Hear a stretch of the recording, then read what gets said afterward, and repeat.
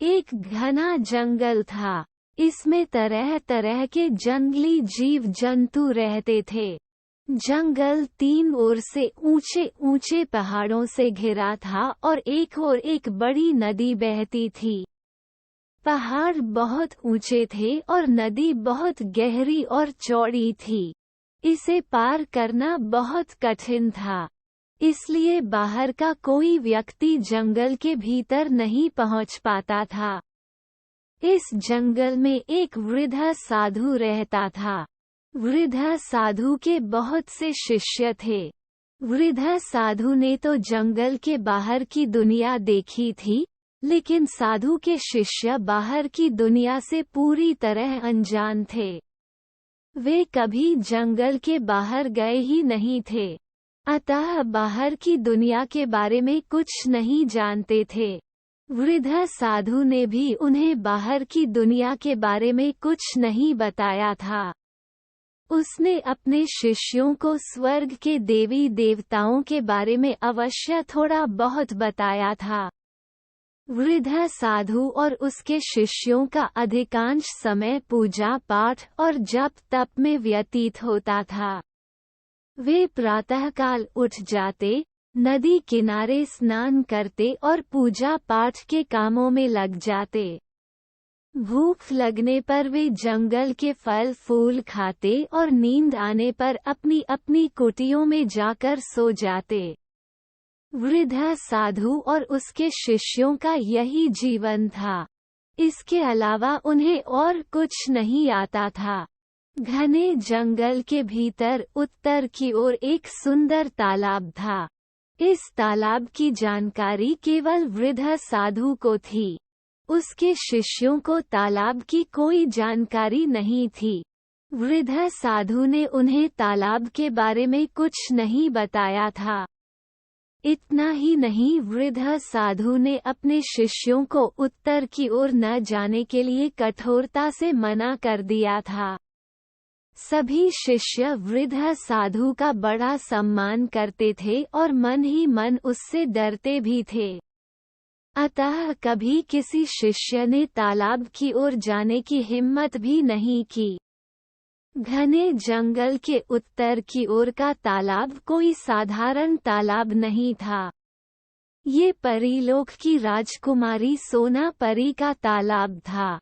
सोना परी हमेशा पूनम को प्रातःकाल अपनी सखियों के साथ आती थी और दिन भर जल क्रीड़ा करती थी। ये जल क्रीड़ा शाम तक चलती रहती थी।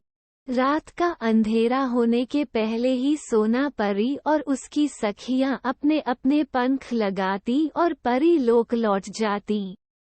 वृद्ध साधु का एक युवा शिष्य हमेशा ये सोचा करता था कि घने जंगल के उत्तर में ऐसा क्या है जो उसके गुरु ने सभी शिष्यों को उधर जाने से मना किया है।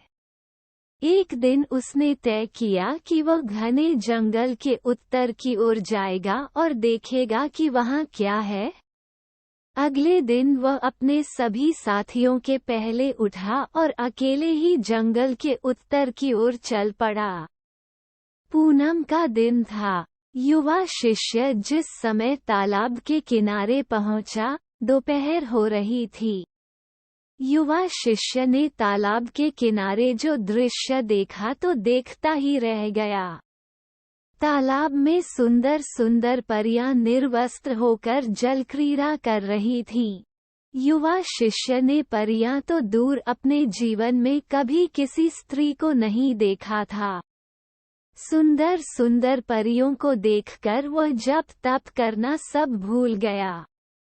वो एक वृक्ष की आड़ में छिपकर शाम तक परियों की जल क्रीड़ा देखता रहा। शाम को परियां तालाब के बाहर निकली। उन्होंने अपने अपने पंख लगाए, वस्त्र पहने और उड़ गईं। युवा शिष्य ठगा सा सब कुछ देखता रहा। युवा शिष्य का अब हमेशा का ये नियम बन गया। वह पूनम के दिन अपने सभी साथियों से पहले सोकर उठता और तालाब के किनारे पहुंच जाता और दिन भर जल परियों की जल क्रीड़ा देखता रहता। धीरे धीरे 5 महीने बीत गए। युवा शिष्य में तीव्र कामेच्छा उत्पन्न होने लगी थी। उसका मन अब जप तप में नहीं लगता था। वो दिन भर परियों के बारे में सोचता रहता था। रात को सपने में उसे जलक्रीड़ा करती हुई परियां दिखाई देती। युवा शिष्य हमेशा बड़ा बेचैन रहता था। उसकी समझ में नहीं आ रहा था कि वह क्या करे। इतने दिनों में उसने परियों के बारे में इतना तो जान लिया था कि परीलोक से आने वाली परियों में एक उनकी राजकुमारी है और बाकी सभी उसकी सखियां हैं। परियों की राजकुमारी अपनी सखियों के साथ हमेशा पूनम को आती थी। एक दिन युवा शिष्य ने निश्चय किया कि वो इस बार परियों की राजकुमारी से बात करेगा। अगले दिन पूनम थी। युवा शिष्य अपने सभी साथियों से पहले उठा और तालाब की ओर चल पड़ा। तालाब के निकट पहुंचकर पहले तो वह परियों की जलक्रीड़ा देखता रहा। इसके बाद उसने परियों की राजकुमारी सोना परी के पंख उठाए और कुछ दूर जाकर एक वृक्ष के नीचे सो गया। युवा शिष्य काफी देर तक सोता रहा। अचानक उसके कानों में किसी स्त्री की करुण आवाज पड़ी। कोई स्त्री रो रो कर कह रही थी, मेरे पंख कहाँ गए? मेरे पंख कौन ले गया? मेरे पंख दे दो। युवा शिष्य उठकर खड़ा हो गया और सोना परी के निकट आ गया। ये करुण आवाज सोना परी की ही थी। सोना परी श्वेत रेशमी वस्त्रों में बड़ी सुंदर लग रही थी। युवा शिष्य ने उसे देखा तो देखता ही रह गया। उसने उसके पंख उसे दे दिए। सोना परी ने भी युवा शिष्य को देखा तो ठगी सी रह गई। उसने परी लोक में अपनी माँ से धरती के पुरुषों के बारे में सुना तो था, लेकिन पुरुषों को कभी देखा नहीं था। सोना परी को युवा शिष्य बहुत अच्छा लगा। युवा शिष्य सोना परी को बड़ी प्यार भरी नजरों से देख रहा था और सोना परी भी उसे ऐसे देख रही थी मानो सम्मोहित हो गई हो। सोना परी की सभी सखियां अपने अपने पंख लगाकर जा चुकी थीं। वो इस समय अकेली थी। कुछ समय तक दोनों एक दूसरे को ऐसे ही देखते रहे। इसके बाद युवा शिष्य ने सोना परी का हाथ पकड़ा और एक वृक्ष के नीचे आ गया। सोना परी ने कोई आपत्ति नहीं की। युवा शिष्य सोना परी से आधी रात तक बातें करता रहा। सोना परी अपनी सखियों से बिछुड़ने के कारण बड़ी घबराई हुई थी, लेकिन युवा शिष्य के सांत्वना देने पर वह सामान्य हो गई और बातें करने लगी। सोना परी ने उसे बताया कि उसका परी लोक यहाँ से बहुत दूर है, लेकिन वह पंख लगाकर बहुत जल्दी अपने लोक में पहुँच जाती है। सोना परी ने ये भी बताया कि उसके और उसकी सखियों के समान परी लोक की सभी परियां श्वेत रेशमी वस्त्र पहनती हैं।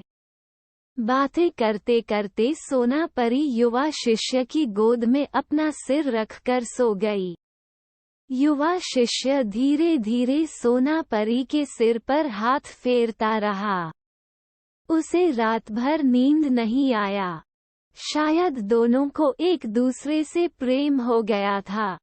प्रातःकाल होने पर सोना परी की नींद टूटी। उसने युवा शिष्य का आलिंगन किया और अपने पंख लगाकर परी लोक की तरफ उड़ चली। रात में आकाश मार्ग में दैत्यों, दानवों आदि का डर था, अतः वह अकेली नहीं जा सकती थी। युवा शिष्य भी सोना परी को विदा करने के बाद अपने साथियों के पास वापस लौट आया। उसके जाने की बात साधु और उसके शिष्यों को नहीं मालूम थी, अतः युवा शिष्य को कोई परेशानी नहीं हुई और वह अगले दिन से अपने अन्य साथियों के समान जप तप में लग गया। शिष्य अपने साथियों के साथ जप तप करता अवश्य था, लेकिन इसमें उसका मन बिल्कुल नहीं लगता था। वो आंखें बंद करके बैठ जाता था और सोना परी के बारे में सोचता रहता था। उसके साथी समझते थे कि वो जप तप कर रहा है। कभी कभी युवा शिष्य को बड़ी बेचैनी होती थी। ऐसे में वह उठकर किसी एकांत स्थान में पहुंच जाता था और सोना परी को याद करके रोता रहता था। उसे हमेशा पूनम की प्रतीक्षा रहती थी। वो हमेशा सोचता रहता था कि किसी तरह पूनम आए और वो अपनी सोना परी के पास पहुंच जाए। युवा शिष्य पूनम के दिन प्रातःकाल तालाब की ओर चल देता था और दोपहर तक पहुंच जाता था। दिन भर वह सोना परी के साथ रहता और न जाने क्या क्या बातें करता रहता। सोना परी भी उसके प्रेम में पूरी तरह दीवानी हो चुकी थी। वह भी परी लोक में हमेशा खोई खोई रहती थी और पूनम की प्रतीक्षा करती रहती थी। पूनम का दिन दोनों के लिए एक दिन की खुशियां लेकर आता था। दोनों पूनम के दिन शाम तक प्रेमलाप करते और रात का अंधेरा होते ही सोना परी अपनी सखियों के साथ परी लोक लौट जाती थी और युवा शिष्य अपने साथियों के पास आ जाता था। धीरे धीरे 1 वर्ष हो गया। युवा शिष्य की स्थिति अब पागलों जैसी हो गई थी। वो दिन भर खोया खोया रहता था। जप तप करना उसने छोड़ दिया था। उसका किसी काम में मन नहीं लगता था। उसके साथियों ने उससे बहुत पूछा, लेकिन उसने किसी को कुछ नहीं बताया। वृद्ध साधु नदी पार करके कुछ दिनों के लिए बाहर गया था। अतः युवा शिष्य की हालत की उसे कोई जानकारी नहीं थी। शिष्य के साथी उसकी स्थिति देखकर परेशान थे। उन्हें बस इतना मालूम था कि युवा शिष्य पूनम के दिन कहीं जाता है। रात में लौटने पर वह खुश रहता है और फिर 2-4 दिन बाद उसकी स्थिति पहले जैसी हो जाती है। युवा शिष्य के सभी साथियों ने मिलकर इस बारे में विचार विमर्श किया और अंत में यह निर्णय लिया कि वे अगली पूनम को युवा शिष्य का चुपचाप पीछा करेंगे और सारी बातें जानने का प्रयास करेंगे। उन्होंने ऐसा ही किया।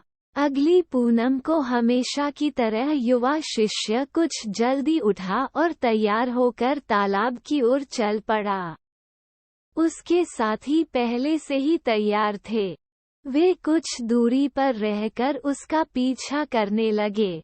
दोपहर होने तक सभी लोग तालाब तक आ पहुँचे। युवा शिष्य के साथियों ने तालाब में जो दृश्य देखा तो देखते ही रह गए। निर्वस्त्र परियां तालाब में जल क्रीड़ा कर रही थीं। वे अपनी एक सखी के साथ छेड़छाड़ भी कर रही थीं। ये परी सबसे सुंदर थी। शायद यह उनकी राजकुमारी थी। युवा शिष्य को देखते ही परियों की राजकुमारी सोनापरी तालाब के बाहर निकली। उसने अपने कपड़े पहने और अपने प्रेमी के पास आ गई। युवा शिष्य के साथी सब देख रहे थे। अचानक उन सभी के मन में न जाने क्या आया कि सभी ने आगे बढ़कर तालाब में जल क्रीड़ा कर रही परियों के पंख उठा लिए। परियों ने अजनबी लोगों को देखा तो पहले तो घबराई, फिर शीघ्र ही सामान्य हो गईं। वे तालाब के बाहर निकली और अपने अपने कपड़े पहनकर युवा शिष्य के साथियों के पास आ गईं और उनसे अपने पंख मांगने लगीं। युवा शिष्य के साथियों ने सभी परियों के पंख लौटा दिए। युवा शिष्य के जितने साथी थे, उतनी ही परियां थीं। ये देखकर सभी को आश्चर्य हो रहा था। परियों ने भी पंख मिलने के बाद उन्हें लगाया नहीं, बल्कि युवा शिष्य के साथियों से मुस्कराकर बात करने लगीं। थोड़ी ही देर में एक एक परी ने एक एक साथी को चुन लिया और उनके जोड़े बन गए। सोना परी और युवा शिष्य ने उन्हें देखा तो मुस्करा दिए। धीरे धीरे शाम हो गई। परियों ने एक बार आसमान की ओर देखा। आज उनका मन परीलोक लौटने का नहीं हो रहा था, लेकिन अंधेरा होने के पहले परीलोक लौटना आवश्यक था। अतः सबने अपने अपने पंख लगाए और अपने अपने प्रेमियों से विदा लेकर परीलोक की ओर उड़ चलीं। धीरे धीरे 6 महीने और बीत गए। युवा शिष्य और उसके साथी पूनम के दिन तालाब के पास पहुंच जाते थे और दिन भर परियों के साथ प्रेमालाप करते थे और रात का अंधेरा होने के पहले परियों को विदा करके वापस लौट जाते थे। वृद्ध साधु अभी तक वापस नहीं लौटा था।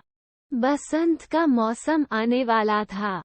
ठंड धीरे धीरे कम होती जा रही थी।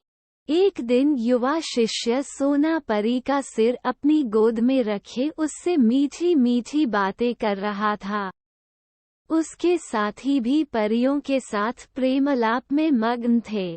शाम होने को थी। सोना परी और उसके साथ की परियों के लौटने का समय होने वाला था। अचानक वृद्ध साधु प्रकट हुआ। वह बड़े क्रोध में था। सोना परी और उसके साथ की परियों ने क्रोधित साधु को देखा तो शाप के भय से अपने पंख लगाए और परी लोक की ओर उड़ चलीं।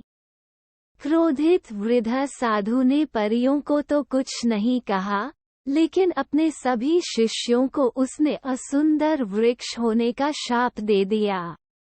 युवा शिष्य और उसके साथी शीघ्र ही असुंदर पलाश के वृक्षों में बदल गए और कुछ ही पलों में तालाब के चारों ओर पलाश के वृक्षों का एक जंगल सा दिखाई देने लगा। अगली पूनम को जब सोना परी अपनी सखियों के साथ आई तो उसे युवा शिष्य और उसके साथियों की यह स्थिति देखकर बड़ा दुख हुआ। सोना परी युवा शिष्य को हृदय से प्यार करने लगी थी। वह बड़ी देर तक वृक्ष पर अपना सिर पटककर रोती रही। इससे उसका सिर फट गया और पलाश का पेड़ खून से तर हो गया।